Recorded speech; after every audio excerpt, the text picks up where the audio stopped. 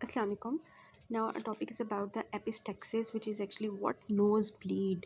इसमें क्या होता है, नाक से हमारे जो है वो खून आता है, ब्लीडिंग होती है, इसको हम क्या कहते हैं, एपिस्टेक्सिस कहते हैं. सो एपिस्टेक्सिस क्या होता है, it is a bleeding from inside the nose. और ये सारे एज ग्रुप में होता है, चिल्ड्रन, एडल्ट्स, ओल्डर पीपल, सब में एपिस्टेक्सिस हो सकता है. और ये इमरजेंसी होती है. इमरजेंसी क्यों होगी ये?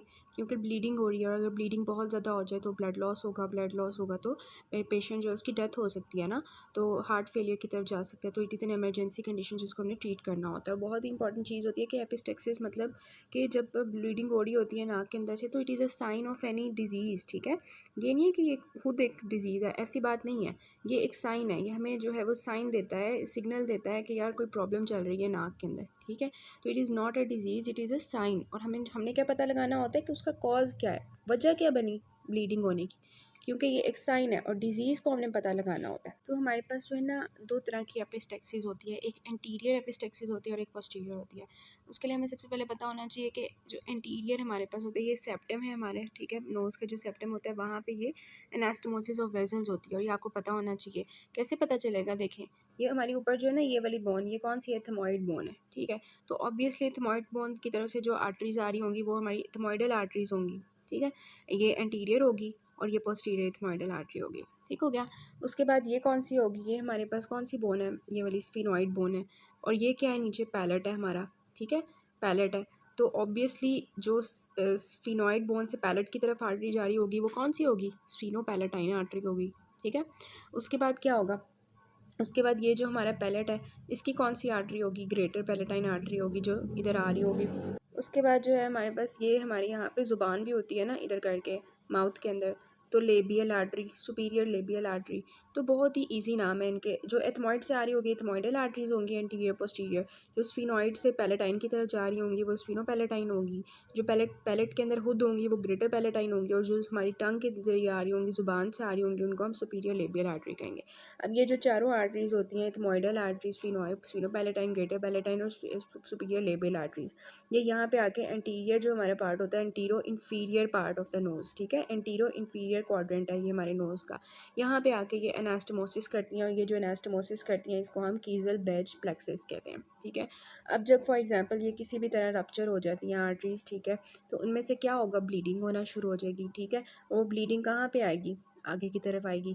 तो ये जो ब्लीडिंग होती है कीजल बेज प्लेक्सिस से, ये हमारे नोज़ के आगे से निकलती है, इसलिए हम इसको कहते हैं एंटीरियर एपिस्टेक्सिस. ठीक है, एंटीरियर एपिस्टेक्सिस. ये वाला जो मैंने आपको बंदा दिखाया था जिसके नाक के आगे से ब्लड आ रहा है, ये कौन सा होगा, एंटीरियर एपिस्टेक्सिस होगी. और मैंने उसकी बता दी है कौन कौन सी आर्टरीज होती हैं इन्वॉल्व इसमें. तो हमारे पास दूसरा जो प्लेक्सिस होता है ना, वो होता है वुडरफ्स प्लेक्सिस. ठीक है, एक हमने पढ़ा कीजल बैच जो आगे की तरफ बना होता है, वो हमने देख लिया. अब वुडरफ्स प्लेक्सिस जो होता है ना, ये हमारे पीछे होता है, नाक का जो पीछे वाला हिस्सा होता है ना, पोस्टीरियर, वहाँ पे ये एपिस्टेक्सिस करते हैं. ठीक है, वहाँ से जो एपिस्टेक्सिस होती है उसको हम पोस्टीरियर एपिस्टेक्सिस कहते हैं. अगर हमारे पास नाक के जो पीछे वाला हिस्सा है, पोस्टीरियर कोने वाला जो है, वहाँ वाला जो हमारे पास है कोने वाला रीजन, वहाँ पे अगर हमारे पास ब्लीडिंग होती है तो उसको हम पोस्टीरियर एपिस्टेक्सिस कहते हैं. और वो कहाँ से होती है, वुडरफ्स प्लेक्सिस से होती है. वुडरफ्स प्लेक्सिस किस चीज़ से बनता है, स्फिनोपैलेटाइन आर्टरी वही वाली होती है जो एंटीरियर एपिस्टेक्सिस में थी, जो स्फिनोइड बोन से, ये वाली स्फिनोइड बोन है और ये हमारी पैलेटाइन है, तो स्फिनोपैलेटाइन आर्टरी होगी और पोस्टीरियर इथमोइडल होगी. ठीक है, पोस्टीरियर इथमोइडल, ये जो पोस्टीरियर इथमोइडल आर्टरीज होती हैं ये स्फिनोपैलेटाइन के साथ मिलके ना पोस्टीरियर एपिस्टेक्सिस भी कर रही होती हैं. तो जो पोस्टीरियर एपिस्टेक्सिस से हमारे पास ब्लीडिंग होती है उसको हम पोस्टीरियर एपिस्टेक्सिस कहते हैं. ठीक है, सॉरी, पोस्टीरियर जो हमारे पास प्लेक्सिस होता है, वुडरस प्लेक्सिस, जो स्फिनोपैलेटाइन और पोस्टीरियर इथमोइडल आर्टरीज के साथ बनता है मिलके, उससे जो ब्लीडिंग होती है उसको हम पोस्टीरियर एपिस्टेक्सिस कहते हैं. अब वो सोचें कि जो ब्लीडिंग पीछे की तरफ होगी वो हमारे आगे की तरफ तो नहीं, नाक के आगे की तरफ से तो नहीं निकलेगी जिस तरह से कीजल बैग से निकल रही थी. ये वाली जो ब्लीडिंग होगी ये पीछे की तरफ जाएगी, गले के अंदर जाएगी. ठीक है, तो गले के अंदर जाके ब्लीडिंग होगी. सारा वो पर्सन क्या, वो जो ब्लीडिंग होती है वो उसके गले के अंदर जाएगी, वहाँ पे वो उसके लेरिंग्स में भी जा सकती है, मीन्स दैट कि उसके ट्रेकिया में जा सकती है, वो उसको एस्पायर भी कर सकता है. और दूसरा खतरा ये भी हो सकता है कि वो ईसोफेगस से स्टमक में चले जाए. ठीक है, जब वो स्टमक में जाएगा तो क्या होगा, उसका स्टमक ब्लड से भर जाएगा पोस्टीरियर एपिस्टेक्सिस की वजह से, तो वो वॉमिट करना शुरू कर देगा ब्लड को. ठीक है। तो जो एंटीरियर एपिस्टेक्सिस की ब्लीडिंग होती है ना, उसका ब्लड बिल्कुल फ्रेश होता है क्योंकि वो बिल्कुल फ्रेश निकल रहा होता है आगे की तरफ, जबकि जो पोस्टीरियर एपिस्टेक्सिस की ब्लीडिंग होती है बिकॉज वो हमारे स्टमक में चली जाती है, और जो पेशेंट होता है वो एक तो हमारे पास उसके नाक से भी कभी कभार थोड़ा इतना ज़्यादा ब्लड नहीं आ रहा होता, उसके गले के अंदर से ब्लड आ रहा होता है, ठीक है। नोज़ ब्लीडिंग कर रही होती है गले के अंदर से, ठीक है, क्योंकि उसके स्टमक के अंदर से ब्लड आ रहा होगा। अब ये वाला जो ब्लड होगा ये एज सच उस तरह का फ्रेश नहीं होगा, ये थोड़ा सा ब्लैकिश होगा। तो this is the classification of epistaxis, जिसमें एंटीरियर एपिस्टेक्सिस है, मैंने आपको बताया कौन सी आर्टरीज इन्वॉल्व होती हैं, और पोस्टीरियर एपिस्टेक्सिस होता है, ठीक है। एंटीरियर एपिस्टेक्सिस में ब्लड जो है वो नॉस्ट्रल्स के थ्रू आगे से निकलता है, जबकि जो पोस्टीरियर एपिस्टेक्सिस होती है वो पीछे की तरफ जाता है, बैक टू द थ्रोट जाता है। और ये वाला जो वॉमिटर्स होता है ये कॉफ़ी कलर्ड होता है, जैसे कॉफ़ी होती है ना ब्लैक कॉफ़ी, उस तरह का कलर होता है इसका, बिकॉज ये हेमाटोमेसिस हो सकती है ना। सो ये आपके पास फिगर है, इसमें डिफरेंस बताया हुआ है, देखें। ये जो एंटीरियर हमारे पास एपिस्टेक्सिस होती है कीजल बैच प्लेक्सिस से होती है, जो मैंने आपको बताया आगे की तरफ नाक के अंदर बनता है, और ये ज़्यादा कॉमन होता है, ठीक है। किन में? चिल्ड्रन में, बच्चों के अंदर जो एपिस्टेक्सिस होती है वो इंटीरियर वाली होती है और लेस स्फीयर होती है, मतलब कि इतनी स्फीयर नहीं होती है, थोड़ी देर बाद हम वो कंट्रोल कर लेते हैं इसको, आपको पता है वो ऐसे नाक बंद कर लेते हैं तो उससे कंट्रोल हो जाती है। म्यूकोजल ड्राइनेस की वजह से हो सकती है, या दूसरे हम कॉजेज़ पढ़ेंगे उसकी वजह से हो सकती है। जो बाकी हमारे पास पोस्टीरियर एपिस्टेक्सिस होती है इतनी कॉमन नहीं होती, ठीक है। जैसे हमारे पास इंटीरियर एपिस्टेक्सिस आपने ज़्यादा केसेस देखे होंगे इसके, ठीक है। ये हमारे पास होती है यहाँ से पोस्टीरियर एपिस्टेक्सिस होती है, ये वुडरफ्स प्लेक्सिस है, ठीक है। तो इसमें हमारे पास ये लेस कॉमन होती है और ये बूढ़े लोगों में होती है। बूढ़े लोगों में ये जो हाइपरटेंसिव लोग होते हैं, बूढ़े हो जाते हैं, एथेरोस्क्लेरोसिस का प्रॉब्लम होता है, तो उसकी वजह से आर्टरीज ब्लीड करती हैं और ये बहुत सीवियर होता है। मैंने आपको बताया ना, क्योंकि ब्लड पीछे गले में जा रहा है और वो लैरिंक्स में भी जा सकता है, वहाँ पर उसकी एस्पिरेशन हो सकती है, ऊपर से बूढ़े लोग हैं। तो ये हमारे पास आपने डिफरेंस याद रखना है एजेस का और कॉजेज़ का, ठीक है, और सीवियर और लेस सीवियर। अभी आपकी बुक की पिक्चर है, देखें, इसमें आपको बताया हुआ है कि जो आपकी आगे वाला कीजल पैच प्लेक्सिस बन रहा है ये किस तरह से बन रहा है। मैंने आपको बताया ना कि एंटीरियर एथमॉइडल और पोस्टीरियर एथमॉइडल आर्टरीज होती हैं इसमें इन्वॉल्व, ठीक है, और लेबियल आर्टरी होती है, और ग्रेटर पैलेटाइन आर्टरी होती है, और स्फीनोपैलेटाइन आर्टरी होती है। ये मिलकर बनाते हैं ना कीजल पैच प्लेक्सिस। तो ये आ कहाँ से रही होती हैं, ये बहुत ज़रूरी होता है जानना। जो एंटीरियर पोस्टीरियर एथमॉइडल आर्टरीज होती है ना, ये इंटरनल कैरोटिड आर्टरी की जो ब्रांच ऑफ थैल्मिक आर्टरी होती है ना, वहाँ से आ रही होती हैं, ठीक है। और जो हमारे पास ये है एक्सटर्नल कैरोटिड आर्टरी, ये जो सुपीरियर लेबियल है, ग्रेटर पैलेटाइन और स्फीनोपैलेटाइन, बाकी जितनी भी आर्टरीज हैं जो कीजल पैच प्लेक्सिस में इन्वॉल्व है, वो एक्सटर्नल कैरोटिड आर्टरी से आ रही हैं, ठीक है।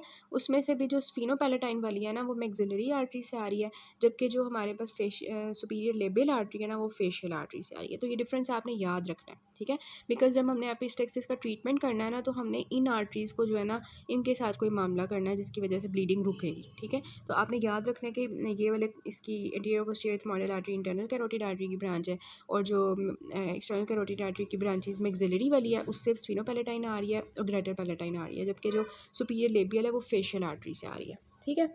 सो यहाँ तक हमने डिस्कस कर लिया। अब हम चलते हैं आगे कॉजेज़ ऑफ एपिस्टेक्सिस की तरफ। कॉजेज़ ऑफ एपिस्टेक्सिस क्यों हमारे पास नोज़ ब्लीड होता है ये जानना बहुत ज़रूरी होता है। लोकल कॉजेज़ की वजह से हो सकता है, जनरल कॉजेज़ की वजह से हो सकता है, या इडियोपैथिक कॉज जिसका हमें नहीं पता। सबसे पहले हम लोकल कॉज का देखते हैं। लोकल कॉजेज़ क्या क्या हो सकते हैं, नोज़ के अंदर क्या कॉजेज़ हो सकते हैं। सबसे मोस्ट कॉमन आपका एमसीक्यू भी आता होता है कि मोस्ट कॉमन कॉज जो आपका होता है एपिस्टेक्सिस का वो ट्रॉमा होता है, ठीक है।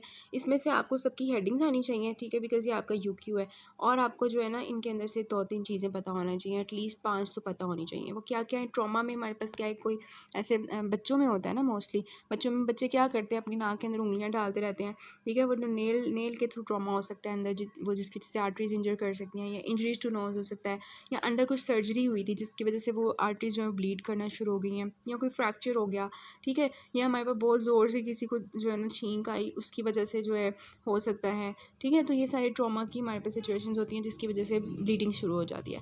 इन्फेक्शंस हो सकते हैं। इन्फेक्शंस कौन कौन से हो सकते हैं, एक्यूट हो सकते हैं, क्रॉनिक हो सकते हैं। एक्यूट में क्या क्या है, फॉर एग्जांपल किसी को एक्यूट साइनोसाइटिस हो गया, वायरल राइनाइटिस हो गया, ठीक है, मतलब वो थोड़ी देर के लिए इन्फेक्शन हो गया नोज़ का जिसकी वजह से ब्लीडिंग स्टार्ट हो गई। क्रॉनिक में क्या हो सकता है, क्रॉनिक में हमारे पास क्रोनिक राइनाइटिस, एट्रोफिक राइनाइटिस, हम सारे पढ़ेंगे ये क्या होते हैं, ठीक है। तो ये जितने भी हमारे पास क्रोनिक इन्फेक्शन होते हैं हमारी नोज़ के, उनमें ये इन्वॉल्व होता है। एट्रोफिक राइनाइटिस होता है, राइनाइटिस सीका होता है, टीबी होता है किसी को, या इस तरह से सिफिलिस होता है किसी को। तो इनकी वजह से क्या होता है कि एपिस्टेक्सिस स्टार्ट हो जाती है। फॉरेन बॉडी हो सकती है, अब फॉरेन बॉडी जो है वो नॉन लिविंग भी हो सकती है, लिविंग भी हो सकती है। ऑब्वियसली फॉरेन बॉडी हमारी नाक के अंदर बैठी होंगी अगर लिविंग है तो। अगर हमारे पास नॉन लिविंग भी है, कोई बीड्स वगैरह बच्चों ने अंदर डाली है तो उसकी जैसे नोज़ ब्लीडिंग होगी, इसी सी बात है। और हमने ये पढ़ा भी था फॉरेन बॉडीज़ के चैप्टर में कि एपिस्टैक्सिस उनके अंदर होता है, ठीक है।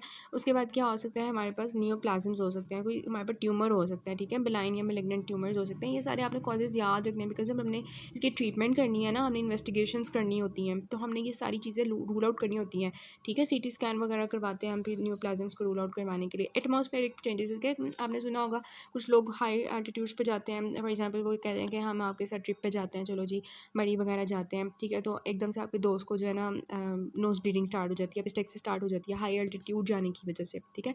या नीचे बहुत ज़्यादा हमारे पास सडन डीकम्प्रेशन या केजन डिजीज़, मतलब चेंजेस ऑफ एटमॉस्फेरिक प्रेशर, ठीक है, वो स्क्यूबा डाइविंग में भी हो सकती है, नोज ब्लीडिंग स्टार्ट हो जाती है जी। और डेविएटेड नेजल सेप्टम, तो ये सारे जो है हमारे पास नोज़ के कॉजेज़ हैं, लोकल कॉजेज़ हैं। डेविएटेड नेजल सेप्टम मैंने आपको बताया था, जो स्पर वाली टाइप होती है ना उसकी, वो मोस्टली आपकी जो है वो जो इधर हमारे पास लेटरल वॉल ऑफ नोज के ऊपर पेंच कर रहा होता है, जिसकी वजह से ब्लीडिंग स्टार्ट हो जाती है। लोकल कॉजेज सारे आपने याद करने हैं, ठीक है। उसके बाद हमारे पास आ जाता है नेजोफेरिंक्स में क्या क्या हो सकते हैं। नेजोफेरिंक्स में क्या हो सकता है कि बच्चों को जो है वो एडिनोइडाइटिस है, मतलब इन्फ्लेमेशन ऑफ एडिनॉइड्स है, या कोई हमारे पास एंजियोफाइब्रोमा बना हुआ है, या कोई ट्यूमर्स हैं नेजोफेरिंक्स के जिसकी वजह से नोज ब्लीडिंग हो रही है, ठीक है। तो ये इसके कॉजेज हैं और ये आपने जो है वो याद कर लेने कौन कौन से कॉजेज हैं, बहुत ईजी है। उसके बाद जनरल कॉजेज क्या क्या हो सकते हैं, इनकी पिक्चर भी मैं आपको दिखा दूँगी ताकि आपको थोड़े बहुत रिटेन रह जाए। जनरल कॉजेज़ क्या हो सकते हैं, ये मोस्टली जो बूढ़े लोग होते हैं ना उनमें ये वाली प्रॉब्लम्स आ रही होती है। मैंने अभी आपको बताया ना, बूढ़े लोगों में कौन सी एपिस्टैक्सिस होती है, एंटीरियर होती है या पोस्टीरियर होती है, पोस्टीरियर होती है। कौन सी प्लेक्सिस से होती है, वुडवर्थ प्लेक्सिस से होती है, ठीक है। तो उसमें क्या क्या कॉजेज़ हो सकते हैं, कार्डियोवास्कुलर सिस्टम के कॉजेज़ हो सकते हैं, ठीक है। कार्डियोवास्कुलर सिस्टम के कॉजेज हो सकते हैं, लाइक उनको एथेरोस्क्लेरोसिस है, हाइपरटेंशन है। प्रेगनेंसी में हो सकता है कि आर्टरीज ब्लीड करना शुरू कर दें, ऑब्वियसली हाइपरटेंशन होगी तो आर्टरीज के ऊपर प्रेशर पड़ेगा, वो ब्लीडिंग कर सकती हैं। डिसऑर्डर्स हो सकते हैं ब्लड या ब्लड वेजल्स के, फॉर एग्जांपल हमारे पास ये सारे डिसऑर्डर्स हैं जिसमें हीमोफीलिया बहुत कॉमन है, विटामिन के की डेफिशिएंसी है, ये सारे हमारे पास डिसऑर्डर्स होते हैं। क्लॉटिंग डिसऑर्डर्स, ठीक है, या लिवर डिजीज़ हो सकती है, किडनी डिजीज़ हो सकती है। तो ये बात याद रखनी है आपने, लिवर डिजीज़ के जो लोग होते हैं उनके क्लॉटिंग फैक्टर्स नहीं बनते, ठीक है। हेपेटिक सिरोसिस का जो पेशेंट्स होते हैं, याद रखना है, बहुत इंपॉर्टेंट है, बिकॉज आपने जब इनकी एग्जामिनेशन करनी होती है, इनसे पूछना होता है, एपिस्टैक्सिस की हिस्ट्री वगैरह लेनी होती है, तो उनसे प्रॉपर पूछना होता है कि आपको कोई किडनी डिजीज़, लिवर डिजीज़ तो नहीं है। और किडनी डिजीज़ में क्या होता है, क्लॉटिंग फैक्टर्स लॉस होना शुरू हो जाते हैं जिसकी वजह से ब्लीडिंग स्टॉप नहीं होती। ड्रग्स हो सकती हैं, आपने हिस्ट्री में पूछना होता है पेशेंट से, आपने पेशेंट से हिस्ट्री में पूछना होता है कि आप पहले कोई ऐसी ड्रग्स तो नहीं ले रहे थे, लाइक एस्पाइरिन जो एंटीकोगुलेंट्स होती हैं, ठीक है, जिसकी वजह से ब्लीडिंग नहीं रुकती। तो ये सारी हिस्ट्री में बहुत इंपॉर्टेंट होती है, इसलिए कॉजेज़ भी आपने याद रखनी है। मेडिस्टाइनल कंप्रेशन हो सकती है, ट्यूमर्स मतलब हो सकते हैं मेडिस्टाइनम के अंदर, जिसकी वजह से नोज़ के अंदर इंट्रावेनस प्रेशर राइज हो जाएगा, ठीक है। उसके बाद हमारे पास जनरल इन्फेक्शंस हो सकते हैं, चाहे फॉर एग्जांपल इन्फ्लुएंजा, मीजल्स वगैरह। इनमें क्या होगा, इनमें पेशेंट को साथ में रैश भी होगी, अगर मीजल्स वगैरह तो बॉडी में रैश वगैरह भी अपेयर होगी, जिसको हमने रूल आउट करना होता है। मलेरिया, डेंगू फीवर, इन सब में भी हो सकता है। या मेंस्ट्रुएशन कहते हैं कभी कभार, मतलब ऐसा होता है कि जो हमारे पास यूट्राइन टिश्यू होता है ना, जैसे हमने पढ़ा था एंडोमेट्रियोसिस में, वो वाली तो स्टेट नहीं होती, लेकिन ये होता है कि जो मेंस्ट्रुअल टिश्यू होता है ना, वो कभी कभार ऐसे होता है कि कुछ लोगों के अंदर जैसे मेंस्ट्रुएशन साइकिल शुरू होती है ना, मतलब मेंस्ट्रुएशन स्टार्ट होती है, साथ उनकी नोज से भी ब्लीडिंग होना शुरू हो जाती है, ठीक है। तो ये कुछ कॉजेज हैं कि आपने देख लेने हैं। इडियोपैथिक, जिसका हमें पता ही नहीं है क्या कॉज है। आपके पास एक पिक्चर है जिससे आपको थोड़ी बहुत याद हो ही जाएंगे। सबसे पहले हमने ट्रॉमा पढ़ा था ना, लोकल ट्रॉमा, देखें फिंगर अपनी नाक के अंदर डाल रहा है तो फिंगर नेल ट्रॉमा हो सकता है ना, इंजरीज हो सकती है ना, ठीक है। या इसकी सर्जरी हुई हो कोई, या हमारे पास जो है वो ये बहुत ज़ोर से छींके मारा हो तो लोकल ट्रॉमा हो सकता है, ठीक है। उसके बाद हमारे पास क्या हो सकता है, इन्फेक्शन हो सकता है, इन्फ्लेमेशन हो सकता है, मैंने आपको बताया एक्यूट या क्रोनिक हमारे पास स्टेट्स हो सकती हैं, ठीक है। इसके अलावा क्या हो सकता है हमारे पास कि उसको जो है फोकल ट्रॉमा हो गया, चोट लग गई, ठीक है, तो ये भी ट्रॉमा में आ जाएगा। लोकल ट्रॉमा हो सकता है या फेशियल ट्रॉमा हो सकता है, उसी में आ जाएगा हमारे पास ट्रॉमा के अंदर ही। और क्या हो सकता है, ये हमारे पास एनाटॉमिकल इरेगुलरिटीज़ कौन सी होती हैं, क्या बना हुआ है, डेविएटेड नेजल सेप्टम, ठीक है, तो ये वो वाला हो गया। ट्यूमर्स हो सकते हैं लेकिन ये रेयर होते हैं। और हमने क्या पढ़े हैं, लोकल कॉजेज़, ट्रॉमा, इन्फेक्शंस और ट्यूमर्स के अलावा, और डेविएटेड नेजल सेप्टम के अलावा हमने क्या पढ़ा है, फॉरेन बॉडीज़, ठीक है, ये हमारे पास यहाँ पे नहीं लिखे हुए, और एटमॉस्फेरिक चेंजेस, ठीक है। सिस्टेमिक कॉजेज़ क्या क्या हो सकते हैं, सिस्टेमिक कॉजेज़ जिन्होंने यहाँ पे लिखे हुए हैं, मैंने आपको बताया कि जो है ना हाइपरटेंशन हो सकता है, एथेरोस्क्लेरोसिस मतलब कार्डियोवास्कुलर सिस्टम के डिसऑर्डर्स हो सकते हैं, ठीक है, high blood pressure, cardiovascular disease उसी में आ जाएगा, हाइपरटेंशन में ही, ठीक है। ब्लीडिंग डिसऑर्डर्स हैं जिसमें मैंने आपको बताया कि बहुत ज़्यादा डिसऑर्डर्स हो सकते हैं, वास्कुलर मेलफॉर्मेशंस, ये सारे। और जनरल कॉजेज़ मैंने कौन से बताए हैं, systemic causes, sorry, systemic causes general causes एक ही चीज़ हो गई, जिसमें लिवर डिजीज़ है, किडनी डिजीज़ है, या कोई ड्रग्स ले रहा है वो, मेडिसिनल कंप्रेशन है, या उसमें जनरल इन्फेक्शन है, या विस्केरियस मेंस्ट्रुएशन है। और मोस्टली कहते हैं कि मैनी टाइम्स पता ही नहीं होता कि एपिस्टेक्सिस की क्या कॉज है। ठीक है, तो एपिस्टेक्सिस की कॉज कभी कभार हमें नहीं पता होती। सो ये हमारे पास कह रहा है कि my nose holds my finger bleeding happens, कि जैसे मैं अपने नाक के अंदर उंगली डालता हूँ तो ब्लीडिंग शुरू हो जाती है। तो ये क्या कॉज है इसकी? ट्रोमेटिक। क्यों मैंने पिक्चर ऐड की है? क्योंकि ये MCQ है आपका, कि मोस्ट कॉमन हमारे में जो टाइप होती है एपिस्टेक्सिस की कॉज होती है वो ट्रॉमा होता है, लोकल ट्रॉमा होता है। बाकी हम नेक्स्ट पार्ट से करते हैं।